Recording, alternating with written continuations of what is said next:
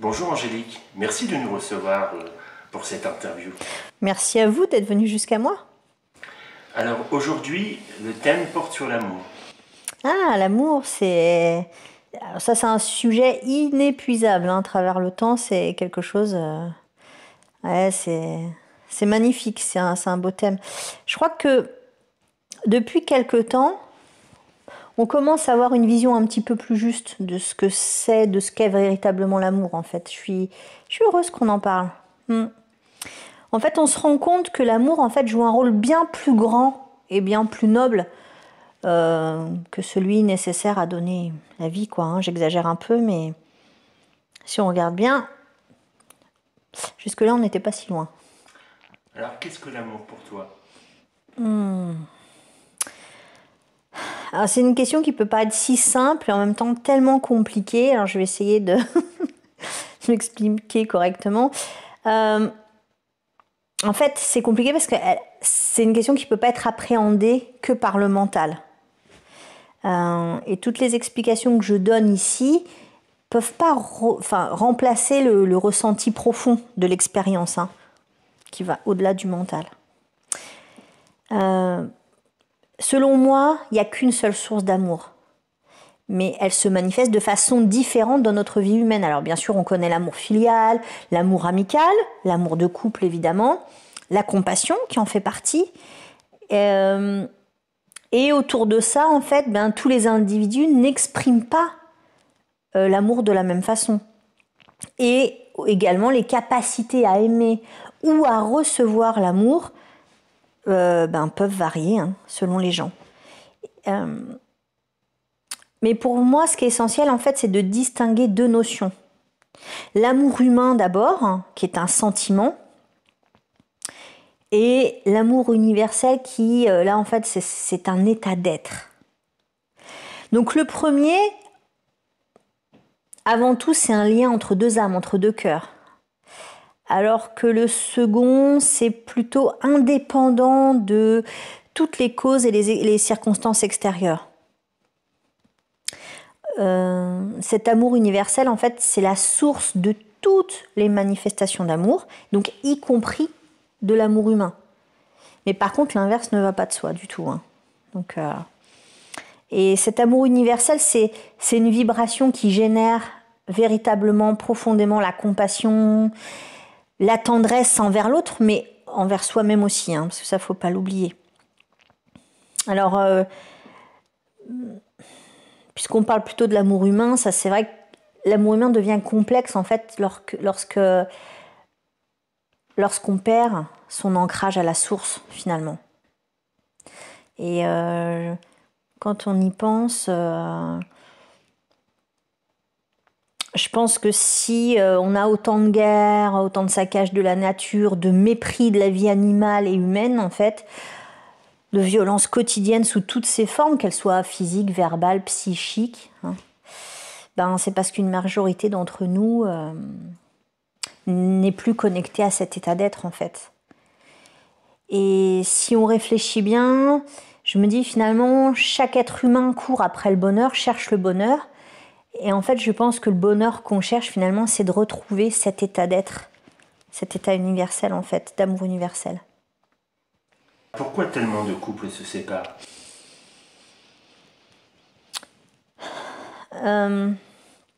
Pour moi, il y a deux choses.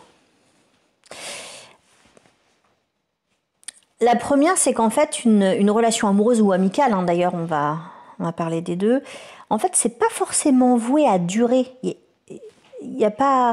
Faut pas oublier l'impermanence de la vie, hein. Tout vit, meurt, etc. Donc, et certaines relations sont là pour nous faire avancer, nous faire apprendre ou comprendre certaines choses qui vont nous permettre de nous éveiller et qui vont nous permettre d'aller vers d'autres types de relations. Et on pourra appréhender ces nouvelles relations, fort en fait d'éléments nouveaux qui vont nous rééquilibrer, nous équilibrer un peu plus. Hein. Ou alors, ça va nous forcer à revivre encore des schémas jusqu'à ce qu'on arrive à s'en libérer. Un peu comme dans les jeux vidéo où on passe d'un niveau à un autre, comme ça. Donc ça, c'est la première chose. Et puis après, pour moi, effectivement, il y a des relations qui pourraient durer, effectivement, sûrement plus. Alors je dirais évidemment, tout le monde a un cœur, hein, je ne veux pas dire que... Et tout le monde est capable, dans l'absolu, d'amour. Le problème, c'est que depuis qu'on est enfant, on va accumuler des frustrations, des traumas. Et puis, il ne faut pas oublier, hein, dans notre société, la place de plus en plus grande prise par notre petit moi égotique, hein, qui est vraiment encouragé dans cette société. Et ben, tout ça, ça fait que beaucoup d'entre nous vont étouffer leur cœur. Et ils vont le reléguer au second plan. Donc, c'est-à-dire qu'en fait... On est une société de matérialité, donc en fait c'est les 3 chakras du bas qui sont très travaillés. Hein. Les chakras du bas, c'est effectivement les chakras de la matérialité, de la sécurité, du monde physique. Et du coup, les chakras supérieurs, eux, ils sont beaucoup moins développés, mais dedans il y a le chakra du cœur, évidemment. D'où la difficulté parfois de certaines personnes à ressentir profondément les choses, quoi, puis l'incapacité ou la difficulté de se mettre à la place des autres. Alors, après, ça ne veut pas dire qu'ils sont jamais dans le cœur, hein. C'est pas ce que je suis en train de dire non plus, hein. Mais les allers-retours, en fait, sont assez fréquents. Et vous savez, c'est des fois des gens, on pourrait avoir l'impression qu'ils sont dans la contradiction. Ils passent d'un avis à l'autre, soit d'un jour à l'autre, ou soit d'une heure à l'autre, en fait. Et forcément, pour les gens en face, c'est assez déroutant. Mais en fait, on s'aperçoit que ce sont des stratégies de protection, hein. Mais du coup, entre les êtres, ça peut faire naître une multitude d'incompréhensions, quoi, hein. Donc ça, pour moi, c'était les 2 choses. Puis après, je pense que il y a aussi le mythe un peu... selon lequel tout doit aller de soi en amour, quoi. Voilà, ça c'est. Alors là, je sais pas d'où ça vient ce truc-là, mais c'est. Vous savez, le fait de prendre le temps de discuter, d'échanger profondément et dans le cœur,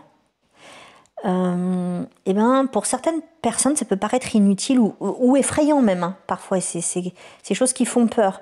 Vous savez, les trucs en fait qu'on connaît par cœur quand on est déçu un peu des réactions, que ce soit de notre amoureux, notre amoureuse, enfin, des gens de notre famille, etc. On a des attentes particulières et on balance un truc du genre oui, c'est évident, moi c'est ce que j'aurais fait, j'ai quand même pas à lui dire, il me connaît pourtant ou elle me connaît, je comprends pas que ce soit à moi de lui dire, enfin c'est évident. Et du coup, ça aussi, ça peut nuire beaucoup à la relation parce que il y a un souci de communication, en fait. L'autre n'est pas soi et on n'appréhende pas les choses de la même façon, hein. Ceci dit, c'est aussi comme ça qu'on apprend. Angélique, tu dis que cela peut varier selon les gens. Cela veut-il dire que nous n'avons pas tous la même capacité d'amour ? Oui et non, quoi. Parce qu'en fait, à la base... à la naissance, quand on est neuf, on a tous et toutes le besoin réel et profond d'aimer et d'être aimé, en fait. Ça, c'est indéniable. Et je crois qu'en fait, on a tous la capacité innée d'aimer.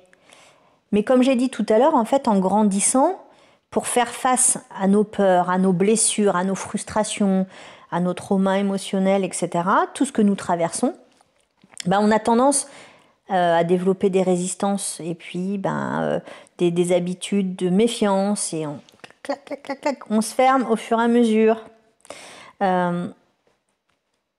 Et c'est dommage parce qu'en fait, en réalité, c'est l'amour qui guérit. C'est vraiment ça.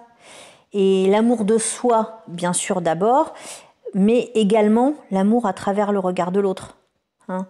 Parce que, je vois beaucoup de choses tourner sur les réseaux sociaux. Moi, je suis pas complètement d'accord quand on dit l'amour de soi, soit. Mais encore faut-il pouvoir s'aimer déjà à la base, hein. parce que quand la confiance en soi, l'amour de soi, c'est absent des données de l'enfance. Hein.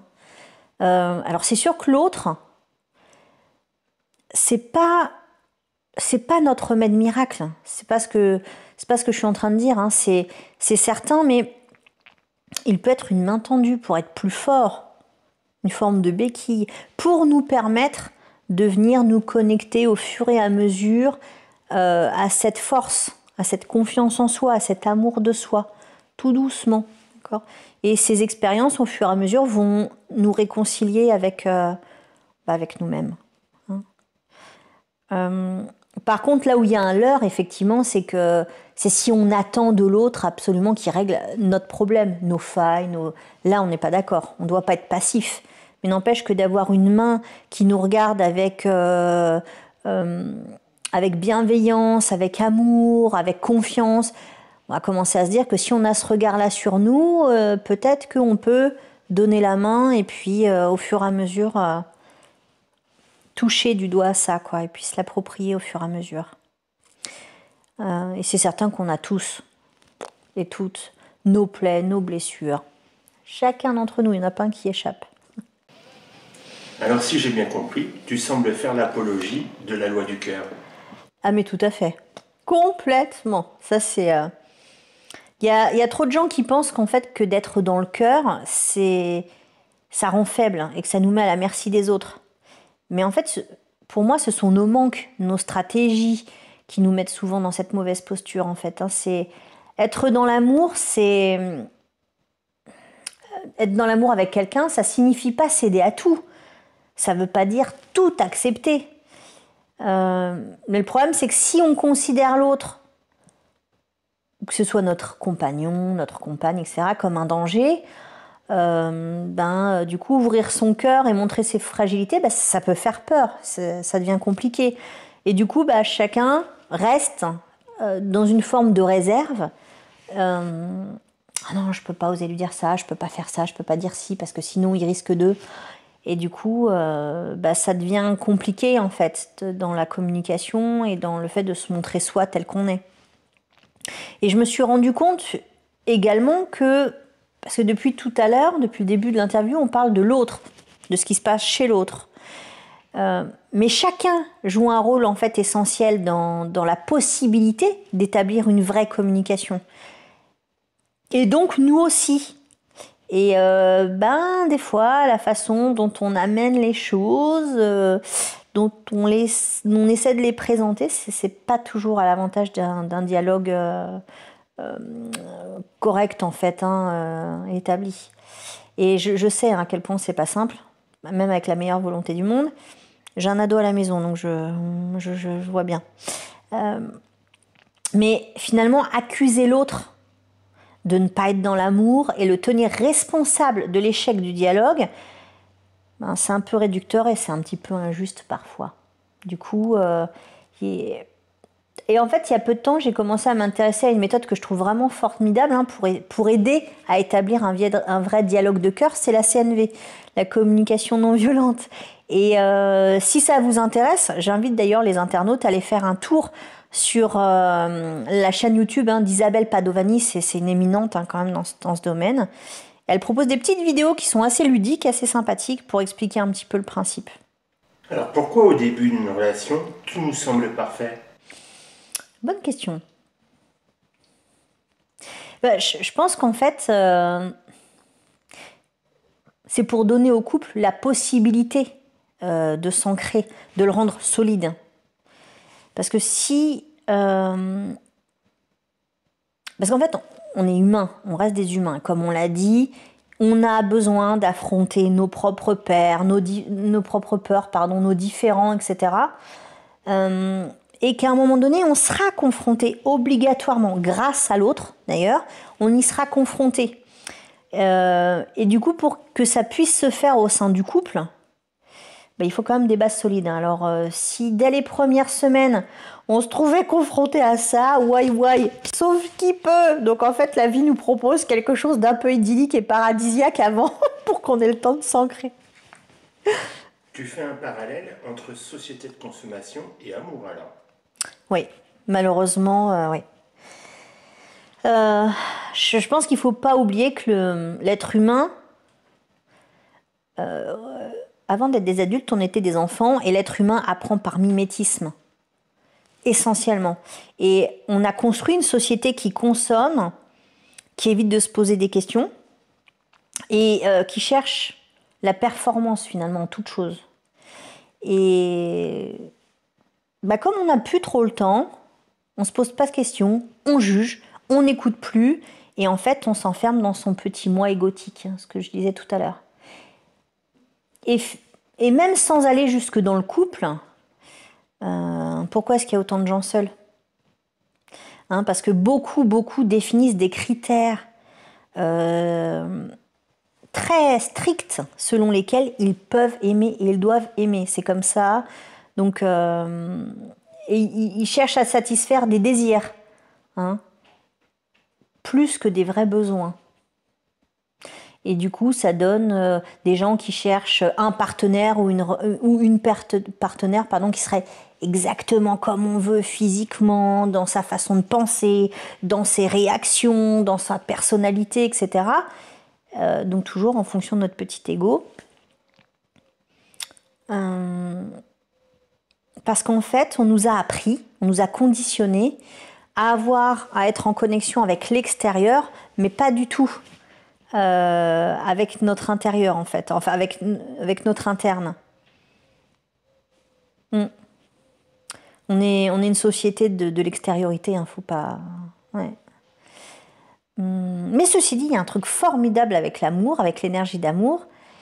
Il y a Laurent Lévy, que j'aime beaucoup, qui explique que l'amour donne toujours satisfaction. Et que si vous ne savez pas le voir où il est parce qu'il ne correspond pas exactement à tous vos critères, rien ne sera forcé, rien du tout. Donc l'amour laisse avoir raison, il laissera partir. Mais après. Et il explique que finalement, dans ce cas-là, c'est qu'on cherche en fait à avoir raison, qu'on est toujours dans le contrôle et pas dans la vibration d'amour. Pour donner un exemple plus personnel, dans mon entourage, en fait, il y a un homme qui était amoureux et qui était aux prises complètes avec ses peurs, et il a fait le choix de complètement stopper sa relation parce que ce qu'il avait, ça ne correspondait pas à l'image du couple que lui s'était forgé mentalement depuis des années. Et ça lui semblait vraiment trop difficile de s'écarter de cette image et de laisser la place à l'inconnu, au cœur, au lâcher-prise sur certains concepts. Parce que pour lui, c'était déjà assez compliqué d'essayer de réussir sa vie, quoi. C'était quelque chose d'assez important. Le problème, c'est qu'en fait, c'était pas du tout le choix de son cœur. Et que, en plus de son agitation mentale et émotionnelle, il y a des symptômes physiques qui sont apparus, inévitablement. Et du coup, peu après cette séparation, il y a des douleurs qui sont devenues intenses, aiguës, au point qu'il lui est vraiment carrément devenu impossible de lever le bras. Et il s'est rendu compte que, oui, parfois les peurs, ça nous arrive en pleine face, sans crier gare. Et des fois, on a l'impression qu'on est tellement envahi par toutes ces émotions, par toutes ces peurs, qu'on a l'impression que la fuite, c'est la seule chose possible à faire, qu'on n'a pas d'autre choix. C'est une question de survie. Au départ, tout au moins. Alors, il ne faut pas oublier, le temps est un allié. Je sais bien qu'on est dans une société où tout va vite, qu'on prend le temps de rien, mais le temps est un allié, véritablement. Et pour reprendre l'exemple de cette personne, en fait, il a fini par prendre conscience que la fuite, c'était pas une solution, c'était pas la solution. Et du coup, il a pris son courage à deux mains, il a regardé ses peurs en face et il a décidé de les traverser. Parce que si on y réfléchit bien, une peur, c'est quoi finalement, sinon un brouillard plus ou moins dense, c'est comme une vapeur d'esprit, quoi, quelque part. Donc c'est un ensemble d'idées, de croyances qui sont très souvent erronées. Et du coup, si c'est une construction mentale, on peut apprendre à les rendre plus dociles, plus douces, si on parvient encore une fois, avec bienveillance et amour, à comprendre ses peurs et à combler les besoins qui se cachent derrière. Tu me confiais, en préparant cette interview, que tu tenais à ces témoignages pour une raison bien précise. Est-ce que tu veux bien nous en parler, s'il te plaît? Oui, bah oui, sans souci. En fait, dans les bouquins que j'ai pu lire en fait sur mon chemin, je me suis sentie parfois désabusée en fait en les lisant parce que j'avais l'impression que lorsque l'auteur prenait conscience de certaines choses, hop, ça se mettait en place parfaitement, facilement et que tout allait de soi. Mais moi, dans ma petite avancée, j'ai eu beaucoup de périodes où défaitiste, hein, je me suis dit que ça me paraissait inatteignable en fait. Et du coup, mes témoignages sont là pour encourager ceux qui sont sur le chemin en expliquant que oui, ok, en effet, le chemin, il est semé de difficultés et parce que ce qui rend difficile ce chemin, c'est notre condition humaine, nos frustrations, nos peurs. Oui, on doit se confronter à nos manques et à nos peurs. C'est ça, vraiment, la difficulté. À nos croyances erronées, etc. Et puis, ben, comme on est toujours pressé, de toute façon, ça n'aide pas. Et pour les gens qui sont sur le chemin comme moi, il faut qu'ils comprennent que l'expérience fait que ça va se faire, l'ouverture se fait inévitablement, les changements vont finir par se faire. Mais bah, c'est pas une pilule magique, il faut du temps. Et le temps que la compréhension intellectuelle descende complètement dans nos corps physiques, émotionnels et énergétiques en fait, hein, ben, encore une fois, ça prend du temps. Et ces témoignages sont là pour dire qu'une fois qu'on est sur le chemin, même si on trouve, moi c'était mon cas, hein, que les choses se font pas toujours assez vite, hein, toujours comme on le souhaiterait, il ne faut pas oublier, il faut avoir confiance, elles se font. Mais ce qui est primordial, c'est d'être accompagné de sa propre bienveillance en fait. Il faut vraiment de la bienveillance avec vous-même, c'est-à-dire que dans votre propre accompagnement, il faut que vous soyez votre propre ami, comme vous feriez pour accompagner un ami qui est dans une difficulté. Alors, bien sûr, ça ne veut pas dire se voiler la face, hein. Ça ne veut pas dire s'excuser, se trouver des excuses, se passer de la pommade si on a merdé, etc. C'est pas ce que je suis en train de dire, hein. Mais qu'on assume, ok, j'ai merdé, ok, qu'est-ce que j'en fais? Comment je fais pour avancer, pour dépasser, pour réparer, etc. En fait, c'est pour ça que pour moi c'est important en fait d'accompagner par mes témoignages. Voilà, cet intéressant entretien en vient à sa fin. Merci de nous avoir reçus, Angélique. Merci à vous. Un dernier mot? Un dernier mot.